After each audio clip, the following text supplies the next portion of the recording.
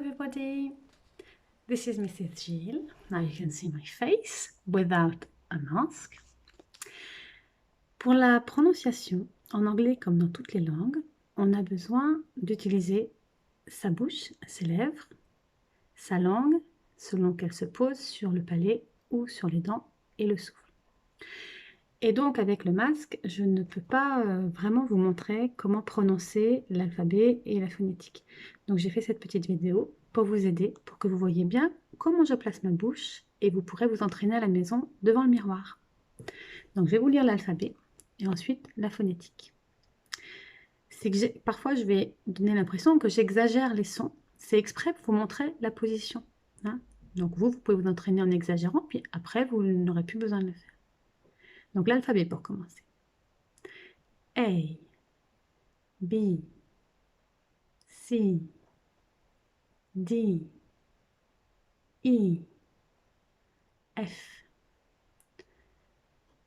G, H, I, J, K, L, M, N, O, P, Q, R, S, T, U, V,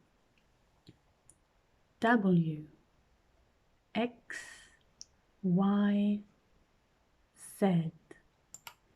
Et maintenant, je vais regarder la feuille que je vous ai donnée sur la phonétique. Donc, le premier tableau, qui est un tableau qui vient du British Council, je vais vous les lire. Je vais d'abord vous lire la partie des sons voyelles. Donc, c'est le premier petit tableau dans le tableau. I, I, O, U, E, E. Le E à l'envers, le symbole E à l'envers, car je vous rappelle que la phonétique, ce ne sont pas des lettres, hein, ce sont des symboles qui représentent un son. Donc le symbole du E à l'envers, c'est un E effacé, E. Et le symbole du E à l'endroit, c'est un son E fort, E. D'accord? Donc je reprends E, E, O, A, A, O, O. Puis à côté, vous avez un petit tableau avec deux symboles à chaque fois. C'est ce qu'on appelle les diphtongues. Et donc, pour faire un son, on va utiliser deux sons qui sont les mêmes qu'on a entendus à côté. Donc, je vais vous les lire. Ear, air, o, ow, a, I, oi. Et le dernier encart, ce sont les sons consonnes. Alors, il y a des sons qu'on a en français aussi. Et puis, certains sont un petit peu bizarres et spécifiques à l'anglais.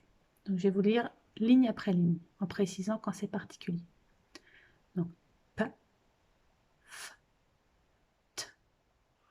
Le quatrième, c'est un symbole, j'ai tendance à dire, ça ressemble à une petite langue.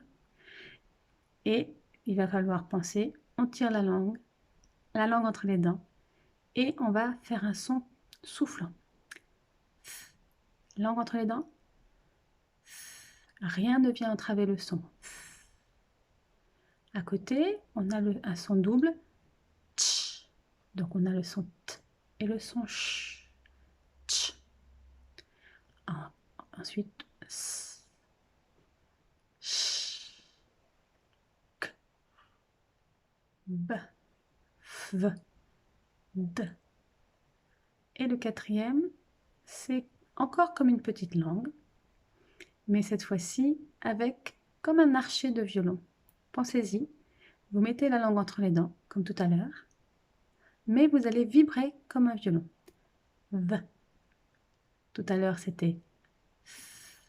Et là, c'est V. Ensuite, on a J.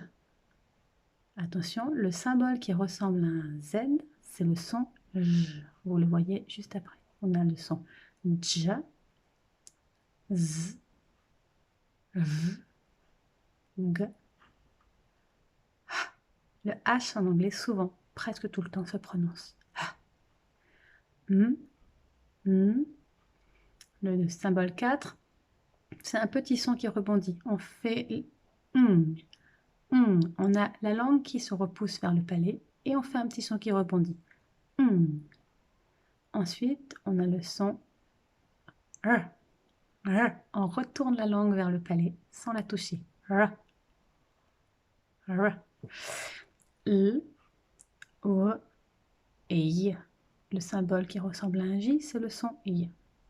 Voilà, j'espère que ça va vous aider. See you soon. Bye bye.